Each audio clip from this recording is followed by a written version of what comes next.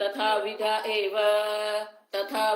एव स्मृतिः स्मृतिः तस्य इति तथा स्मृतिः भवति सह इति अतः हेतुकल्पना विज्ञानात् फलविज्ञानं ततः हेतुफल स्मृतिः ततः तद्विज्ञानं तदर्थक्रियाकारक तत्फलभेद विज्ञानानि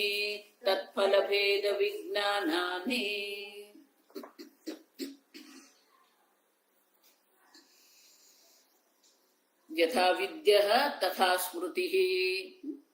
शब्द का अर्थ हमने देखा, यथा यादृशी विद्या विज्ञानमस्य इति यथा विद्यः जीवः, जैसे उनकी विद्या है वैसा वो जीव है, यथा विद्यः। यथा स्मृतिः तथा विधा एव स्मृतिः तस्य इति तथा स्मृतिः भवति सः। जिस प्रकार की उनकी विद्या है उस प्रकार का वो जीव बनता है, जिस प्रकार की उनकी विद्या है उसी प्रकार की उनकी स्मृति होती है, और जिस प्रकार की स्मृति होती है उस प्रकार का वो जीव होता है। आप समझो, ये आपके ज्ञान के अनुरूप ही आपकी स्मृति होगी।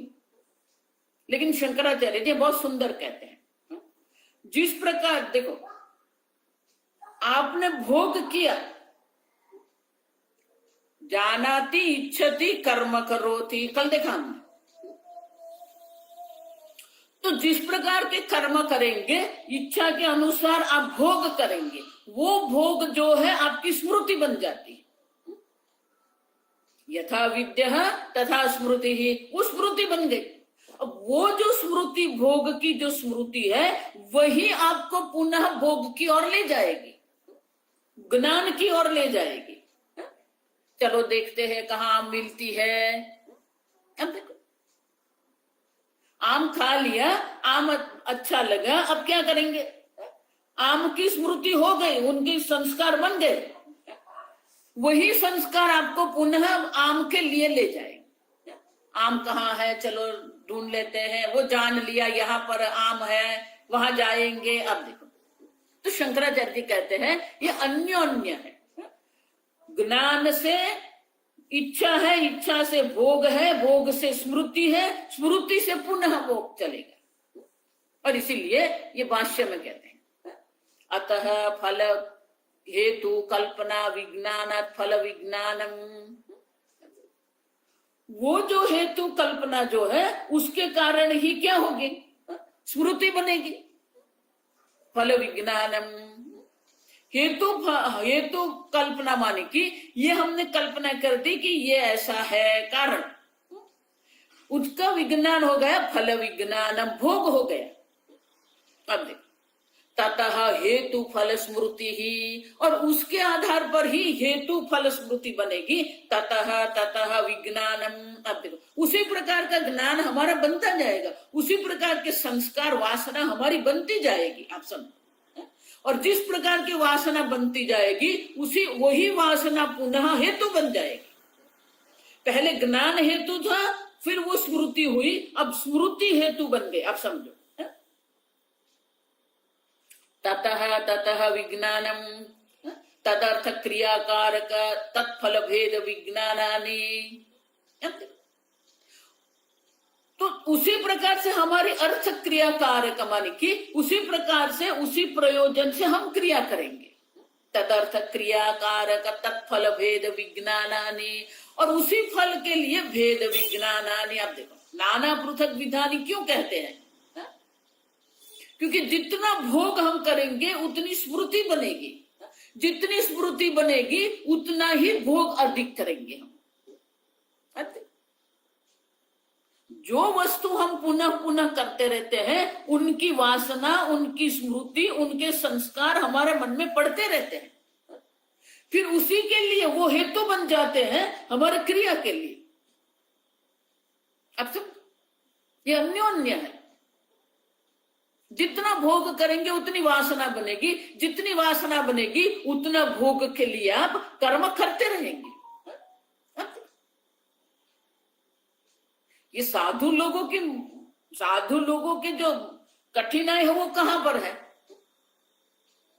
बोलना कम हो गया, देखना कम हो गया, सुनना कम हो गया, अब एक ही इंद्रिय रही भोजन, और इसलिए टूट पड़ते उसके ऊपर। ये भोजन किया, वो भोजन किया। फिर स्वामी जी कहते फिर उसका पेट वो गागर की तरह बन जाता है। उसके ऊपर चाय कप भी रख के पी सकते हैं आप, इतना बड़ा पेट बना के बैठ जाते हैं। ये साधुता है क्या? त्याग साधुता है, भोग साधुता नहीं है। आप समझो, एक ही इंद्रिय रही जहां पर आप भोग कर सकते हो। और इसे महर्षि कहते थे उनके जितने भी संस्कार है भोग के, वो वहां केंद्रित हो जाएंगे, एक ही जिह्वा में केंद्रित होकर बैठ जाएगा, और फिर क्या करते रहेंगे?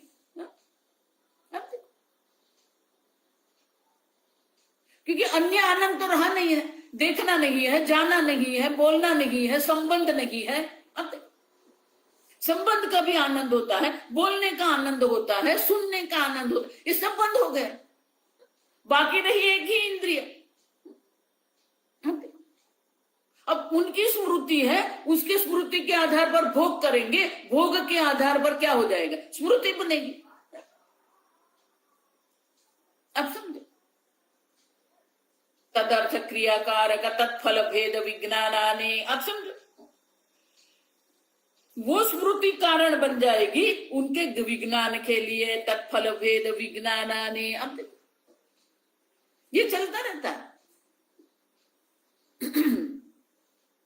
अब आगे कह तेभ्यः तेभ्यः तस्मृतिः तत्स्मृतिः तस्मृतेश्च तत्स्मृतेश्च पुनः पुनः तद्विज्ञानानि तद्विज्ञानानि इति एवं बाह्यान् बाह्यान् आध्यात्मिकान् च इतर निमित्त नैमितिक भावेन अनेकधा कल्प्यते। अतः तेभ्यः, उसी प्रकार से वो जो हमारे मन में स्मृति बनी है वो तेभ्यः तत्स्मृति, उनकी स्मृति है। तेभ्यः वो भोग के कारण हमारे मन में वो स्मृति बनती है। तत्स्मृतेश्च पुनः तद्विज्ञानम, वो स्मृति के कारण वो विज्ञान माने कि वो भोग करेंगे।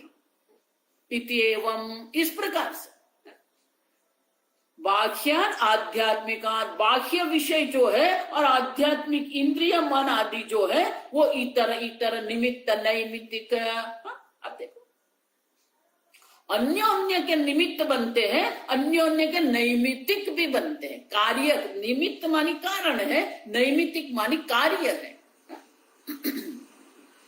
देखो वृक्ष जिसको कहते हैं ना, देखो इतर निमित्त नैमित्तिक जो है ना, वो समझने के लिए वृक्ष और बीज है। बीज जो कारण है जिससे वृक्ष की उत्पत्ति होती है, वृक्ष से ही बीज बनेगा। अब देखो, तो बीज की दृष्टि से वृक्ष कार्य है, वृक्ष की दृष्टि से बीज कार्य है। समझ में आता है? इसीलिए हम प्रश्न करते हैं ना, पहले बीज या पहले वृक्ष, पहले अंडा या पहले मुर्गी। आप देखो क्यों? इतर निमित्त नैमित्तिक, बीज से ही वृक्ष है, वृक्ष से ही बीज है। तो अन्योन्य के वो निमित्त नैमित्तिक बनते रहते हैं। इस प्रकार से नैमित भावेन अनेकधा, अनेकधा माने कि उनका कोई अंत होता ही नहीं।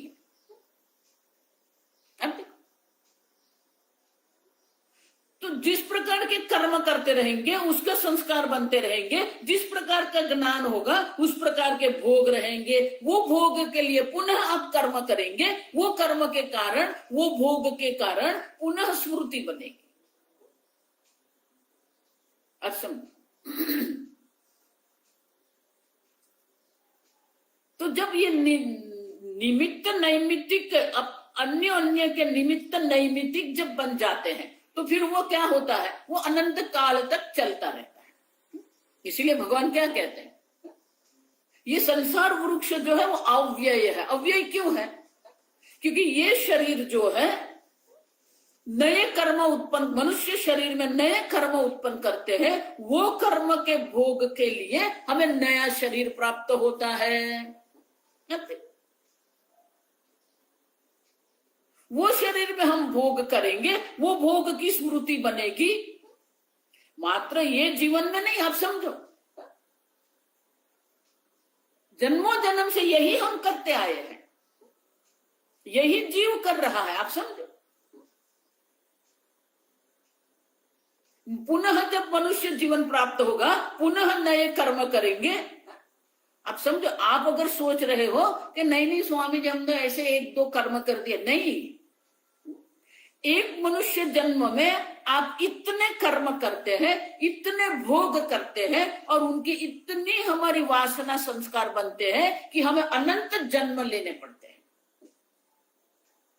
इतर इतर निमित्त नैमित्तिक भावेन, तो ये इस जीवन की बात नहीं है, अनंत जीवन की बात है। हमारे इतने सारे ऐसे कर्म होते हैं, ऐसे पाप कर्म होते हैं जिसके लिए हमें विशेष प्रकार के शरीर धारण करना पड़ता है। अब समझो, प्रत्येक कर्म के लिए विशेष प्रकार की योनि मिलेगी और विशेष प्रकार के भोग हमें करना पड़ेगा। कर्मों को इतने हल्के से मत लो, अधर्म को इतने हल्के से मत लो, भोग को भी इतने हल्के से मत लो, क्योंकि वही भोग आपके अंदर स्मृति बनाते रहते हैं। अब तो ये इतर इतर जो है, अगर उसको तोड़ना है, ये जो एक श्रृंखला बन गई है, निमित्त नैमित्तिक की क्या बन गई है, एक श्रृंखला बन गई है। अब उसको अगर आपको तोड़ना है तो कहां आप तोड़ेंगे? आप संस्कार तो आप बदल नहीं सकते हैं।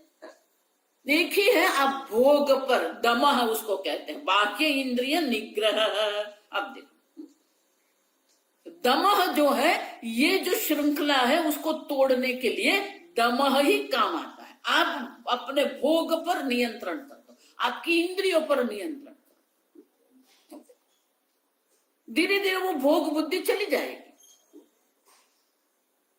बुढ़िया बाबा कहते थे कि इंद्रियों पर नियंत्रण है, उसका अर्थ क्या हुआ? मात्र भोग न करना दमः नहीं है। आप समझो,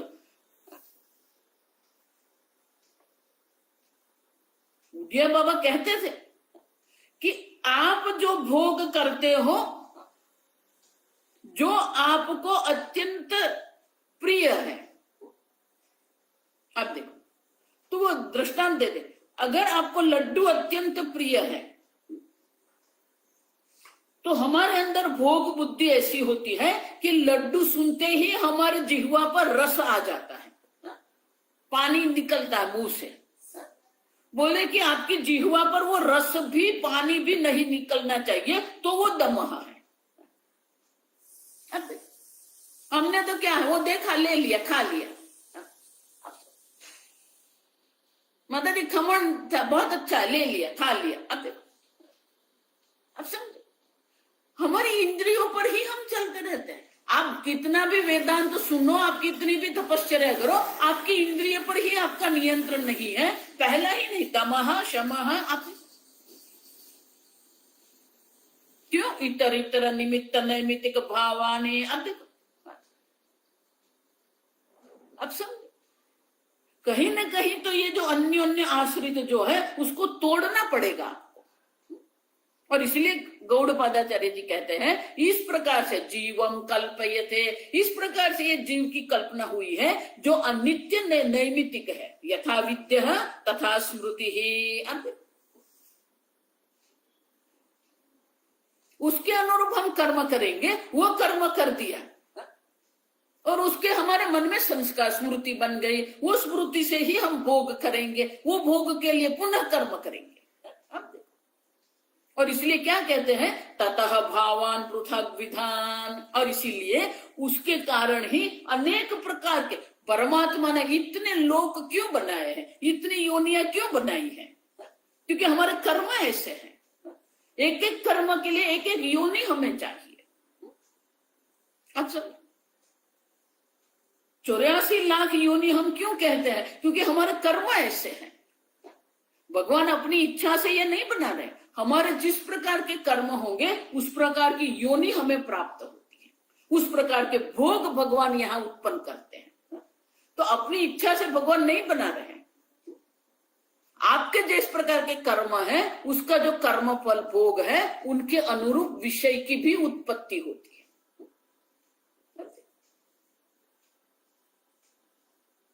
और इसीलिए इस प्रकार से यथा विद्य तथा स्मृति ही, इस प्रकार से बाह्यान, बाह्य विषय जो भोग के विषय जो है, आध्यात्मिकान,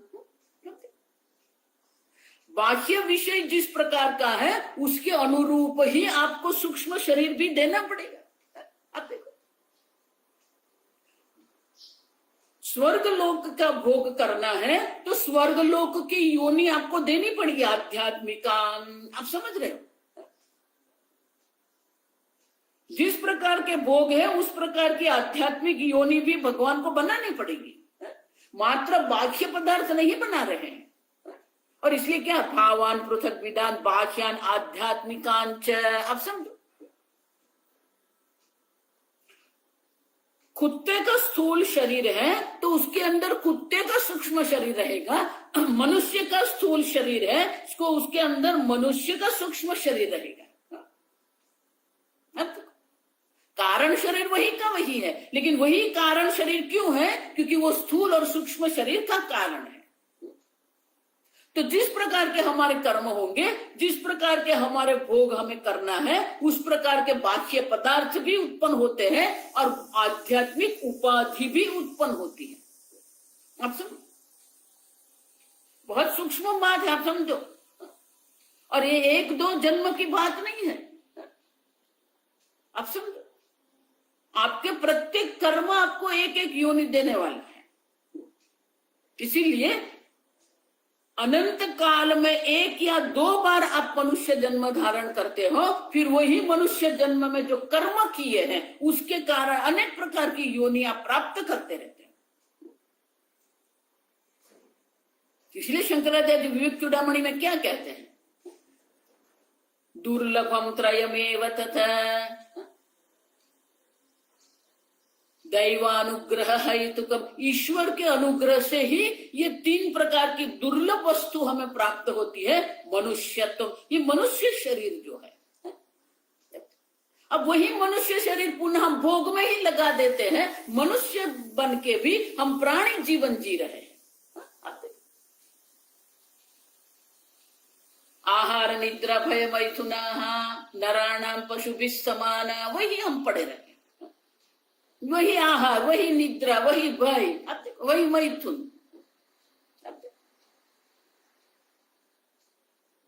दुर्लभ मनुष्य शरीर प्राप्त हुआ है, वो मनुष्य शरीर को हम क्या कर रहे हैं। महाराज श्री उनके लिए वो दृष्टांत देते थे। एक महात्मा थे, कहीं चतुर्मास के लिए गए तो वहां एक दंपत्ति थी जिसको कोई संतान नहीं था।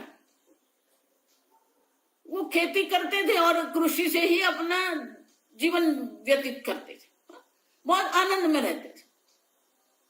महात्मा वहां गए, महात्मा के लिए देखो उस वक्त तो चतुर्मास जब महात्मा जाते थे तो महात्मा के लिए एक छोटी सी झोपड़ी बना देते थे, और महात्मा वहां वृक्ष के नीचे वो झोपड़ी बना के लोग भिक्षा दे देते थे महाराज को।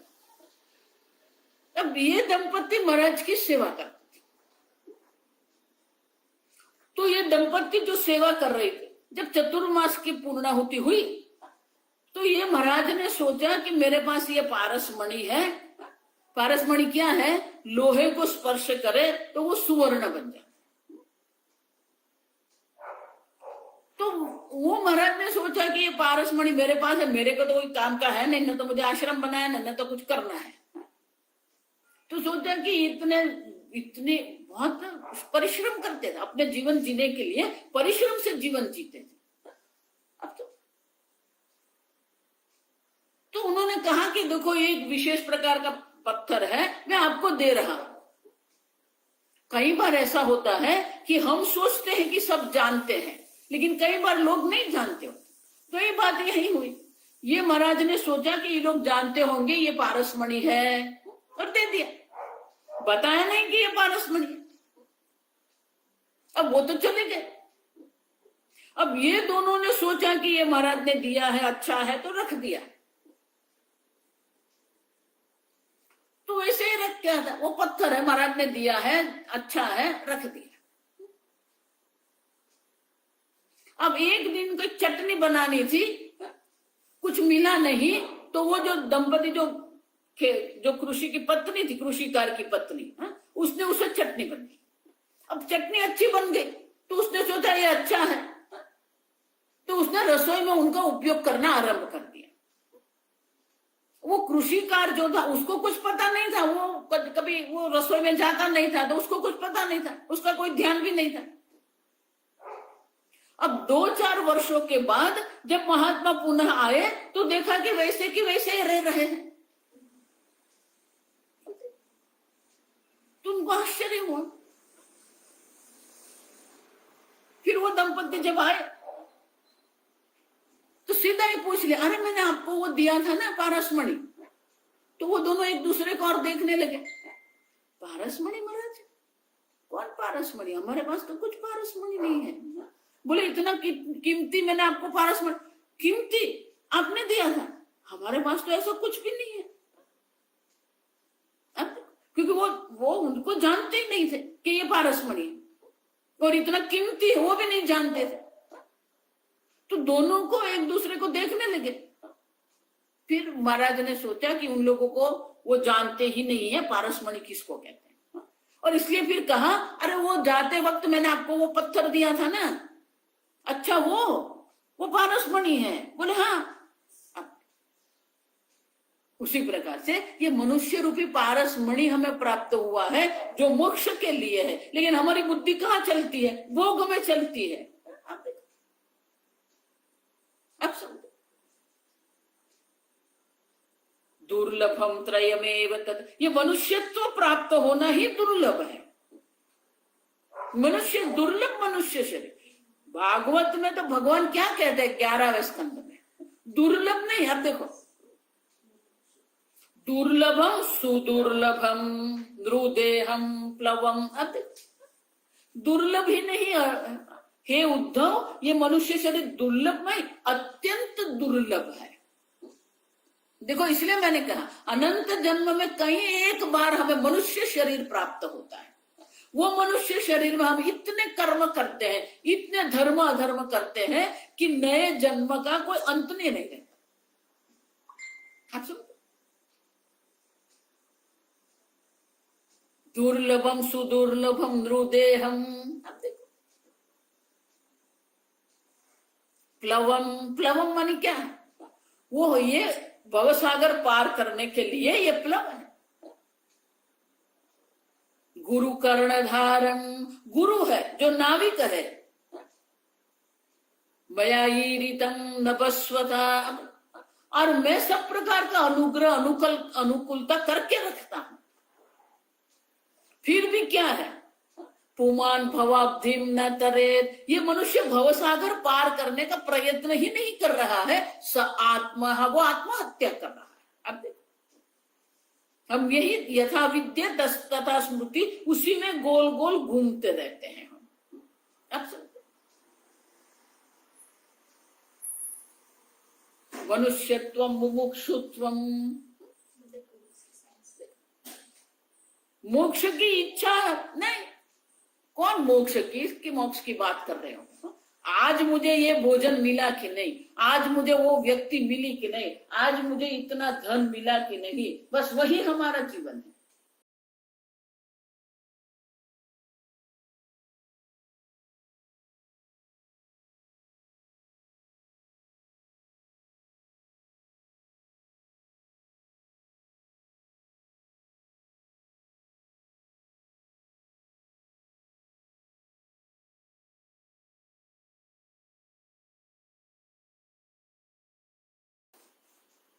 बुद्धि गोल घूम के कहां पर आके रुक जाती अब। इसलिए भगवान क्या कहते हैं, इंद्रियार्थेषु वैराग्यम पुत्रदार गृहादिषु अनभिष्वंग है। अब हमारे जीवन जीने के लिए सब आवश्यक है, भोजन भी आवश्यक है, संबंध भी आवश्यक है, जगत भी आवश्यक है जीवन जीने के लिए, लेकिन उनमें अत्यंत आसक्ति करने की आवश्यकता नहीं है। लेकिन गौड़पादाचार्य जी कहते हैं जीव की कल्पना होती है और वो जीव ये घूमता रहता है, यथा विद्य है तथा स्मृति ही। अब नाना पृथक विधान भावान कल्पयते। अब अनेक प्रकार के भाव, अनेक प्रकार के लोग, अनेक प्रकार के भोग की भी उत्पत्ति होती है। आप समझो, ततः हेतु आदि स्मृति ही ततः तदनुष्ठानम ततः च फलम इति अनेन क्रमेण मिथः हेतु हेतु मत्तया कल्पना भवति इत्यर्थः। अब समझो, वो स्मृति वो भोग करते हैं, भोग से स्मृति, स्मृति से उनका पुनः भोग की इच्छा होती है, वो इच्छा की पूर्ति के लिए कर्म करते हैं, वो कर्म का फल मिलता है, पुनः भोग करते रहते हैं। यही हमारा जीवन है।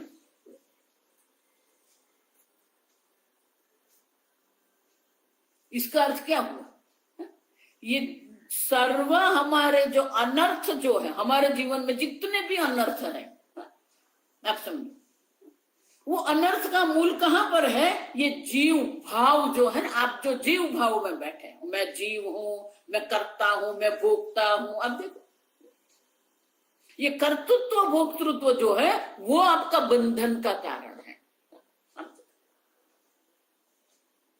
इसलिए शंकराचार्य जी क्या कहते हैं, कर्तृत्व भोक्तृत्व नाम संसार। बाहर कोई संसार नहीं। आप देखो, हम पंचदशी में देख के गए, द्वैत विवेक प्रकरण में स्पष्ट है कि बाहर जो है वो तो ईश्वर सृष्टि है, लेकिन उसमें जो भोग बुद्धि हम करते हैं, उसमें जो हम सुख बुद्धि करते हैं, वो जीव सृष्टि। आपका जो कर्तृत्व भोक्तृत्व है वो सृष्टि है, जीव सृष्टि है। वल्लभाचार्य जी कहते हैं ये कर्तृत्व भोक्तृत्व से ही आगे क्या होता है, अहंता ममता इति संसार है। ये उपाधि मैं हूं और ये सब मेरे हैं। उसी में हमारी बुद्धि चलती रहती है। अच्छा, तो बोले ये जीव की जो कल्पना की गई है, इदानीं जीव कल्पना निमित्तम निरूपयति।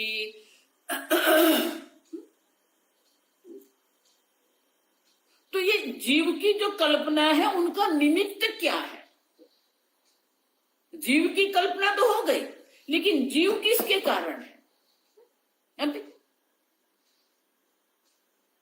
और इसीलिए आगे की कारिका है 17 अनिश्चिता यथा रज्जुः अनिश्चिता यथा रज्जुः अंधकारे विकल्पिता अंधकारे विकल्पिता सर्पधारादिभिर्भावैः सर्पधारादिभिर्भावैः तद्वदात्मा विकल्पितः तद्वदात्मा विकल्पितः। ये जीव की कल्पना कहां से हुई। जीव के कारण ये सब है। ये जन्म मरण का चक्र चलता रहता, पुनरपि जननम पुनरपि मरणम, ये चक्र चलता रहता, अनंत काल पर्यंत चलेगा। इसलिए भगवान क्या कहते हैं, ऊर्ध्व मूल मदशाखम अश्वत्थम प्राहु अव्ययम, ये अव्यय काल तक चलता रहेगा। लेकिन जीव कहां से आया। यथा जीव कल्पना निमित्तम निरूपयते अनिश्चितता। अब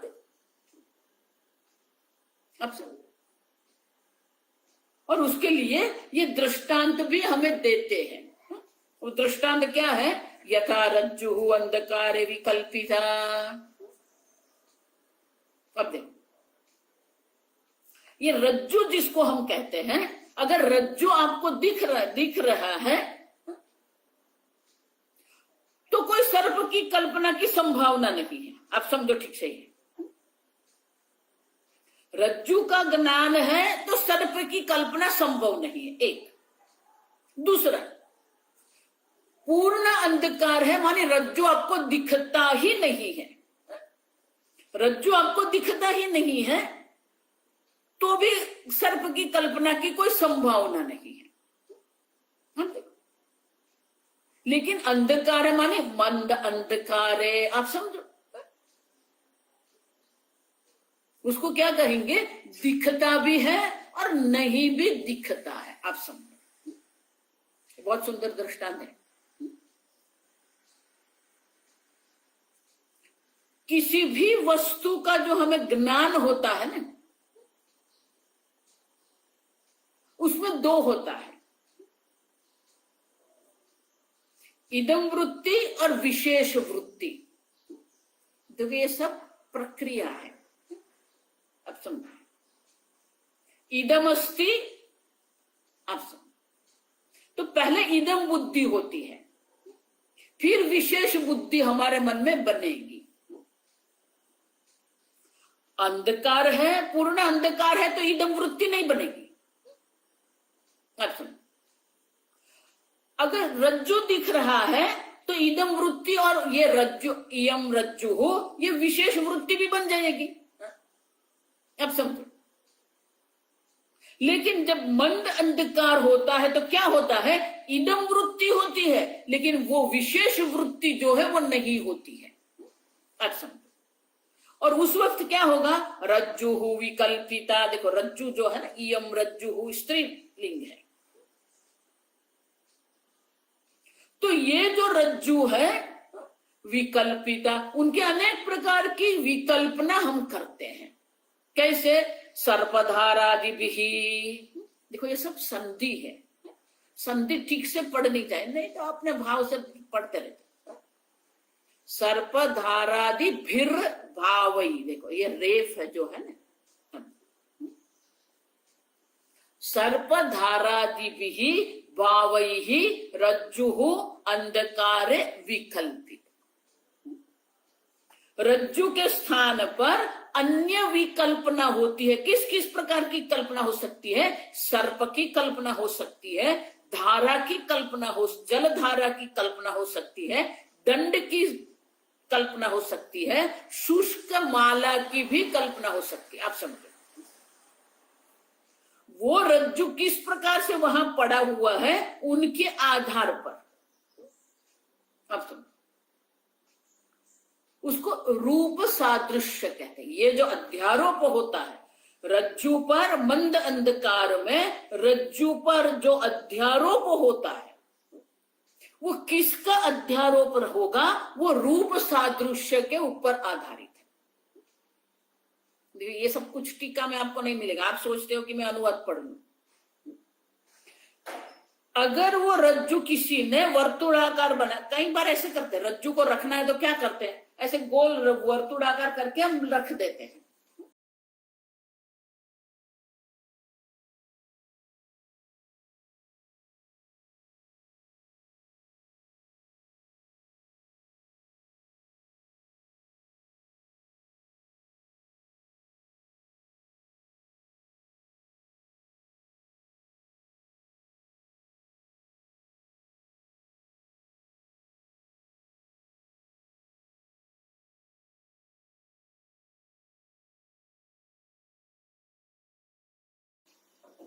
तो अगर वर्तुलाकार वो रज्जु पड़े हुए हैं तो क्या होगा, तो हमें क्या लगेगा, सर्प है। आप देखो, क्योंकि हमारी स्मृति में क्या है, वो वर्तुलाकार सर्प पड़ा हुआ हम देखते हैं।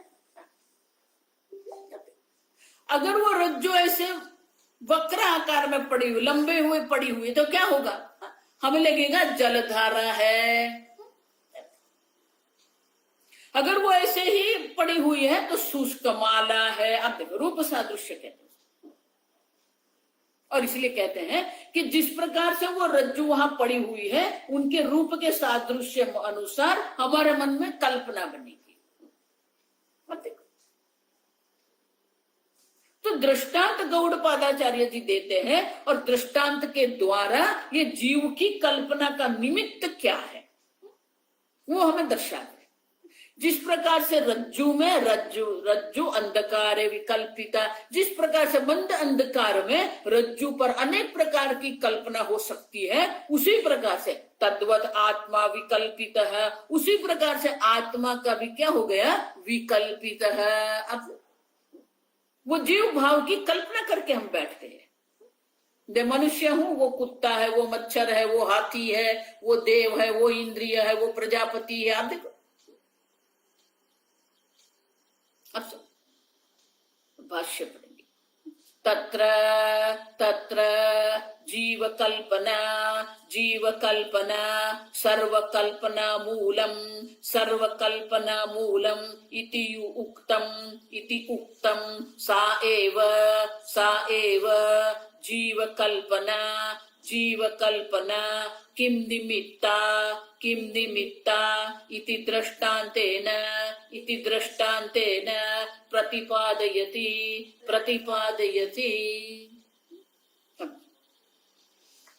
ये संसार जो है, तत्र जीव कल्पना सर्वकल्पना मूलमिति, ये संसार का मूल जो है वो जीव कल्पना है।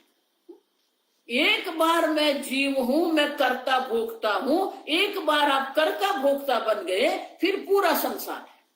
क्यों? यथा विद्य तथा स्मृति ही। तो जिस प्रकार से हम ये करेंगे, लेकिन ये कर्तृत्व भोक्तृत्व जिसको हम कहते हैं, या अहंता ममता हम जिसको कहते हैं, वो जीव जो है,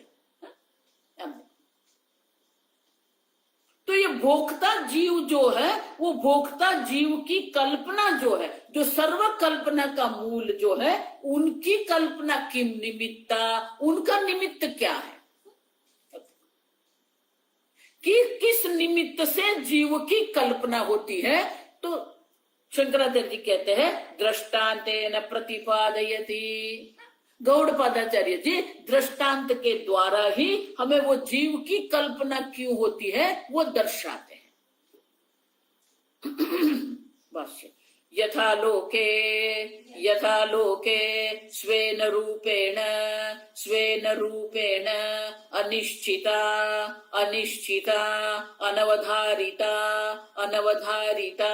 एवं एव इति रज्जुः मंद अंधकारे किम सर्पः उदकधार दंडः इति वा अनेकधा विकल्पिता भवति पूर्वं स्वरूप अनिश्चय निमित्तम्।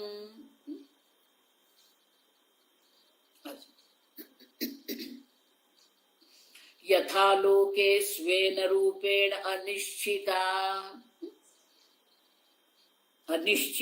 यथा,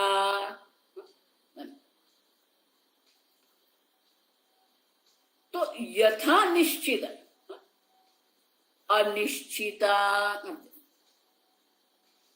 जब लोक में किसी वस्तु के ज्ञान में निश्चितता नहीं होती है। देखो वही गड़बड़ वही है। स्वेन रूपेण अनिश्चिता अनवधारिता, जिसके स्वरूप का निर्धारण किया गया नहीं है, अनिश्चित है। ये क्या है? उसका स्वरूप का निर्धारण माने कि अवधारण माने कि वो निश्चय नहीं किया गया। इसलिए मैंने कहा रज्जुः यथा रज्जुः, जिस प्रकार से रज्जु मंद अंधकार जब होता है, पूर्ण अंधकार है तो रज्जु नहीं दिखेगा, पूर्ण प्रकाश है तो रज्जु दिखेगा। यह मंद अंधकार है, उसमें क्या होगा? इदम अस्ति। अब देखो इदम वृत्ति है वहां पर, वहां कुछ पड़ा हुआ है। अब उनका जिस प्रकार का आकार होगा उसी प्रकार से हम वो रज्जु पर क्या करेंगे, अध्यारोप करेंगे। वर्तुड़ाकार है तो कहेंगे सर्प है, यथा रज्जु। अब देखो सर्प है। वक्र है तो क्या कहेंगे, उदकधारा, या तो फिर छिद्र, भूछिद्र कहते हैं उसको, क्रैक कहते हैं अंग्रेजी। हमें भूछिद्र भी जैसा भी दिख सकता है। दंड सीधा पड़ा हुआ है तो क्या लोग सोचेंगे, ये दंड है। तो अनेक प्रकार की कल्पना हो सकती है। जिस प्रकार का उनका रूप है उस प्रकार से उन पर कल्पना हम कर सकते हैं। अनेकदा विकल्पिता भवती रज्जु। देखो ये रज्जु स्त्रीलिंग है ना, जो विकल्पिता ऐसा कहते हैं। अनिश्चिता ये स्त्रीलिंग शब्द है। अनिश्चिता, अनवधारिता एव, ये सब संधि देखनी पड़ती है। अनिश्चिता, अनवधारिता एवं, अनवधारित नहीं, अनवधारिता एवं स्त्रीलिंग है। सर्पः, उदकधारा, दंडः इति एव अनेकधा विकल्पिता रज्जुः भवति। वो रज्जु जो है, रज्जु के स्थान पर अनेक प्रकार की कल्पना हो सकती है। क्यों? इदम वृत्ति है, वहां पर कुछ पड़ा हुआ है, लेकिन विशेष ज्ञान, इदम ज्ञान है, विशेष ज्ञान नहीं है। क्या पड़ा हुआ है तो उसमें हम गड़बड़ कर देते हैं। आप देखो,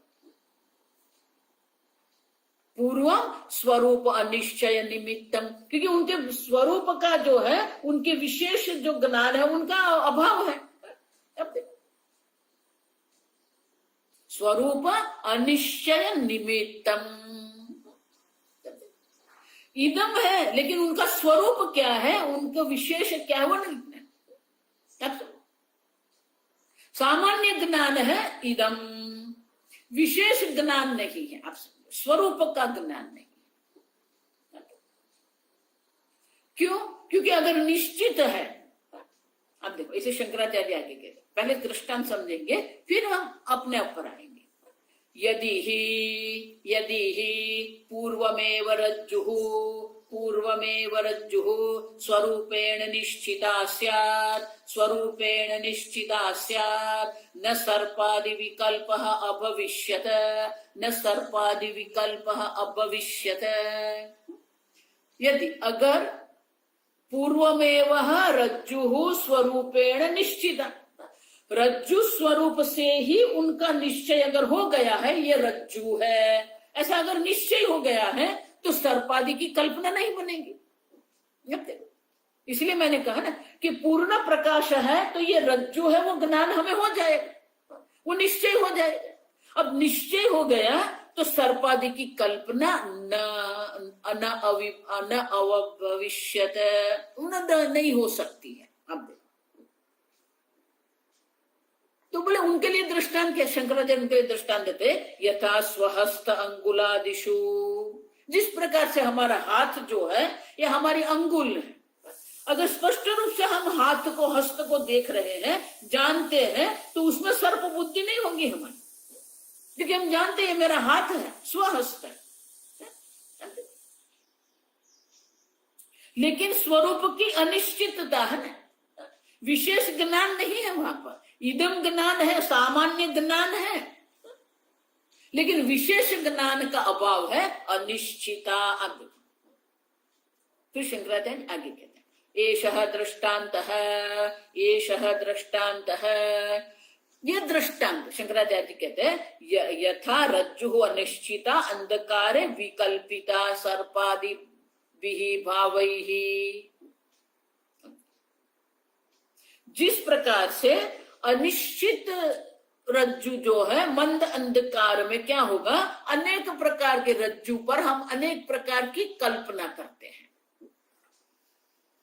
तद्वत, तद्वत माने क्या है, कारिका में क्या है, तद्वत आत्मा विकल्पित, उसी प्रकार से ये आत्मा में अनेक प्रकार की कल्पना हुई है। आप ठीक से अभी समझो।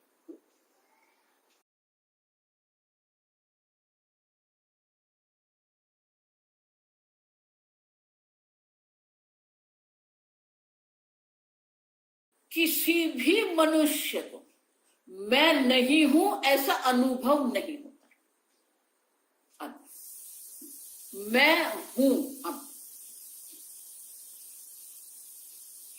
हूं माने कि सत, अस्तित्व, सत्ता, और मैं माने वो चैतन्य। किसी को अपने अस्तित्व का अभाव का अनुभव नहीं होता है, किसी को अपनी जड़ता का अनुभव नहीं होता है। अब देखो ये दो वाक्य ठीक से समझ लो।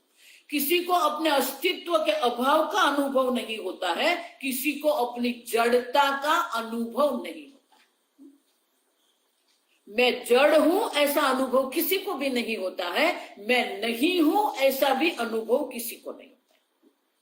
मैं नहीं हूं माने कि मैं हूं, उसे सत्य कहते हैं। और मैं जड़ नहीं हूं, मैं चेतन हूं, चैतन्य। सीधे शब्द में कहे तो सत और चित्त जो है सब जानते हैं। अब किसी को भी वो कहने की आवश्यकता नहीं है तू है, तू चेतन है, किसी को भी नहीं। मानी अपने सत स्वरूप चित्त स्वरूप का ज्ञान सबको है, लेकिन ये सत और चित्त का जो ज्ञान है वो इदम सामान्य ज्ञान है। आप देखो, सत मानी सत्ता, चित्त मानी चैतन्य। तो सामान्य ज्ञान है मैं हूं, आप समझो। लेकिन स्वरूप अनिश्चय, जो आपका जो स्वरूप जो है, आपका अस्तित्व का आपको ज्ञान है, आपके चैतन्य का आपको ज्ञान है, लेकिन आपके स्वरूप का ज्ञान नहीं है। और वो ज्ञान न होने के कारण क्या होता है,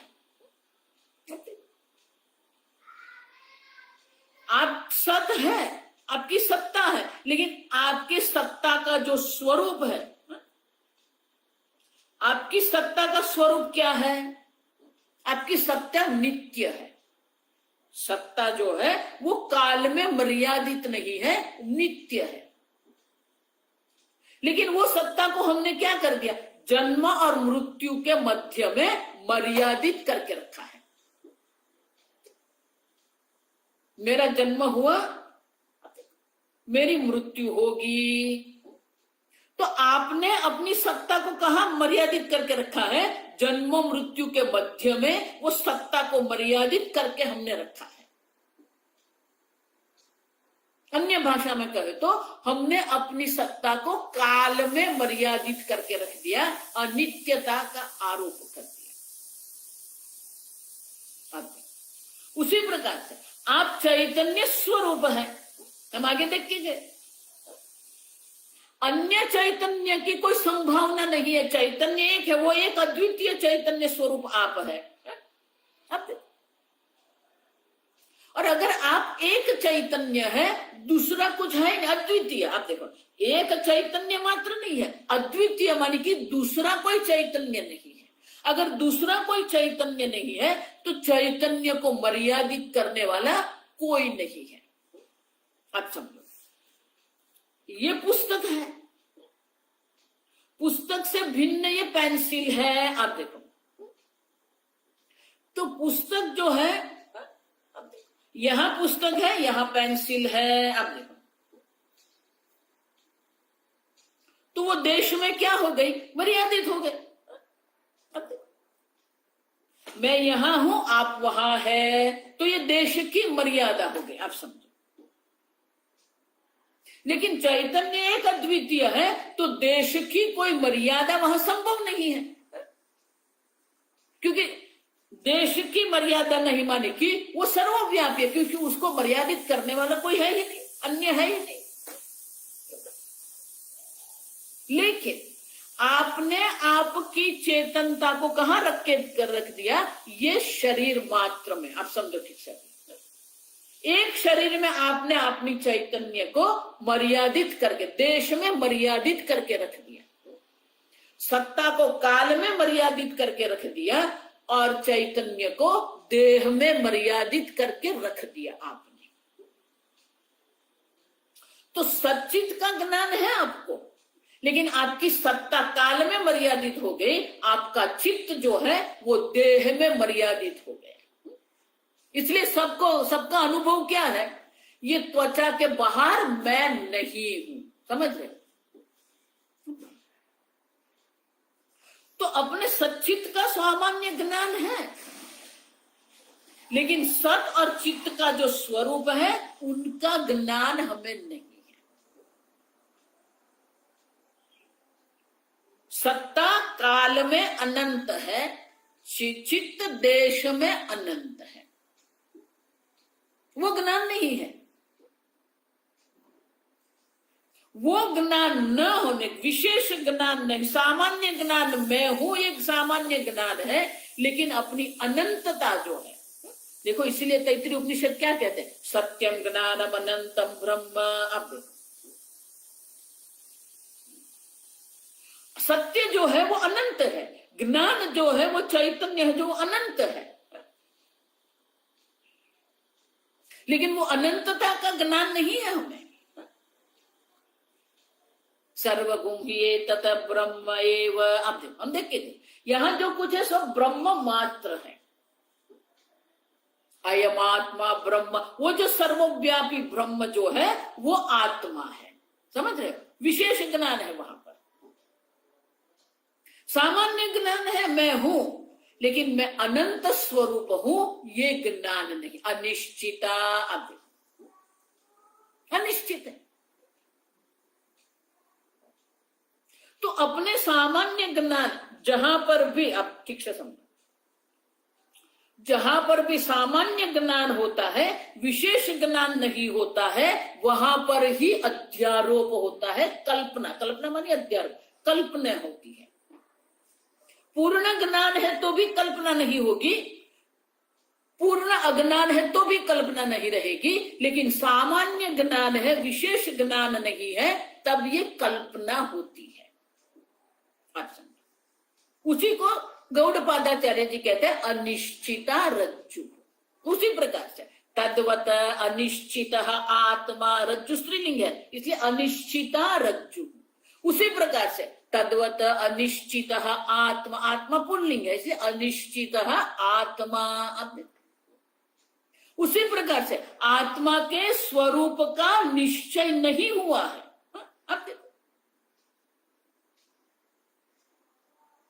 तो जब स्वरूप का निश्चय नहीं हुआ है तो क्या है, विकल्पित आत्मा, और इसीलिए आत्मा पर अनेक प्रकार की कल्पना की गई है। अच्छा, उनका अर्थ क्या हुआ, जब तक ये विशेष ज्ञान नहीं होगा, जब तक ये विशेष ज्ञान नहीं होगा, तब तक ये विकल्पना की निवृत्ति नहीं होती है। देखो इसीलिए मैं कहती हूं, आपको जितना ध्यान करना है आप करो, आपको जिसको शीर्षासन करना है करो, आपको जितना प्राणायाम करना है करो, लेकिन जब तक ये सामान्य ज्ञान है, विशेष विज्ञान नहीं होगा, तब तक आपकी मोक्ष की कोई संभावना नहीं है।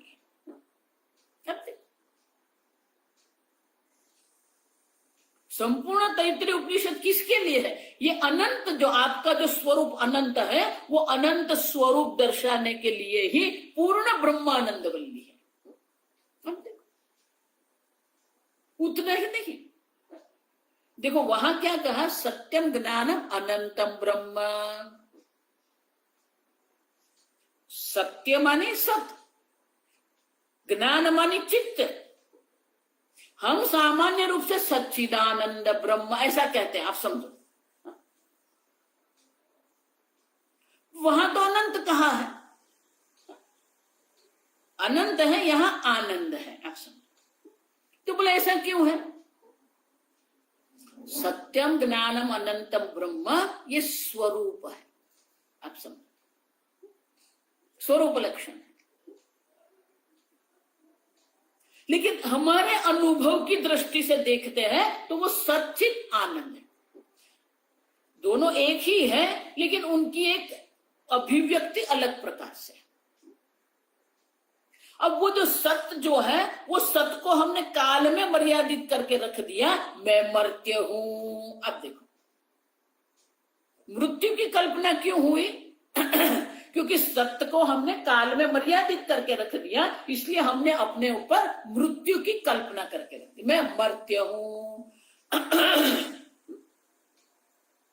उसी प्रकार से चैतन्य को एक देह में मर्यादित करके रख दिया और इसलिए क्या हो गया? मैं अल्प हूं। अब देखो,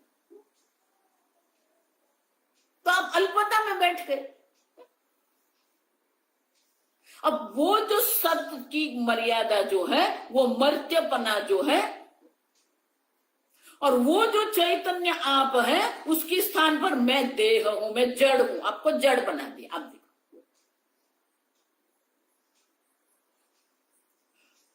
तो मर्त्यपना जो है, जड़ता जो है, आप समझो, किसी भी मनुष्य को ये कहने की आवश्यकता नहीं है तू मर्त्य है। सब अपने को मर्त्य मानते ही है, किसी को कहने की जरूरत नहीं है तू देह है। जन्म से ही अपने को देह वो मानता है, सहज अध्यास कहते हैं उसको। अब देह में अहम बुद्धि करके रखी है, तो देह मर्त्य है, मैं मर्त्य हूं। इसका अर्थ क्या हुआ? ये आपका दुख का कारण है। समझ रहे? देखो, ये क्रम अगर नहीं समझेंगे ना तो सब गड़बड़ है। सामान्य ज्ञान है, विशेष ज्ञान नहीं है। विशेष ज्ञान में भी क्या हो गया? मैं मर्त्य हूं, मैं जड़ हूं, मैं अल्प हूं। वही मर्त्य, वही अल्पता आपके दुख का कारण है। आप समझो, आपका दुख का कारण क्या है? शीतलता आपका दुख का कारण नहीं है, पत्नी आपका दुख का कारण नहीं है। आप समझो, पति आपका दुख का कारण नहीं है। हमारे दुख का कारण हम क्या बताते हैं? ये हमें नहीं पसंद है, ये पसंद है, इसके कारण मैं दुखी हूं, उसके कारण मैं दुखी हूं। आप मुख्य जो स्वामी जी उसको फंडामेंटल प्रॉब्लम कहते हैं, मूलभूत समस्या। हमारे मूलभूत समस्या जो दुख की है वो क्या है? मैं मर्त्य हूं, मैं जड़ हूं, मैं अल्प हूं। और उसके कारण आप क्या हो गए? मैं दुखी हूं। आप दुखी नहीं है, वो दर्शाने के लिए क्या कहते हैं? आप आनंद स्वरूप। समझ गए? अभी सच्चित आनंद शब्द का प्रयोग क्यों करते हैं? क्योंकि आपने अपने बारे में ये निर्णय करके रखा है, निश्चय करके रखा है, मैं दुखी हूं, और उसके लिए कहते हैं आप आनंद स्वरूप है। लेकिन वो दुख का कारण क्या है? अल्पता है। आप अपने आप को काल में मर्यादित करके रखते हो, देश में मर्यादित करके रख दिया, वो अल्पता आपका दुख का कारण है। तो अनंत शब्द जो है वो निमित्त है। आप समझ रहे हो?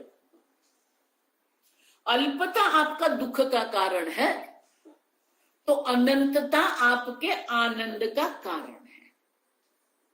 अनंत जो है वो निमित्त है, और उनका जो अनुभूति जो है वो आनंद है। आप समझ? तो आनंद आपका स्वरूप है।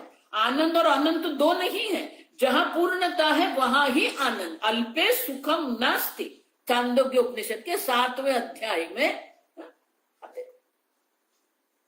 लेकिन हमारी बुद्धि अल्पता में ही घूमती रहती है,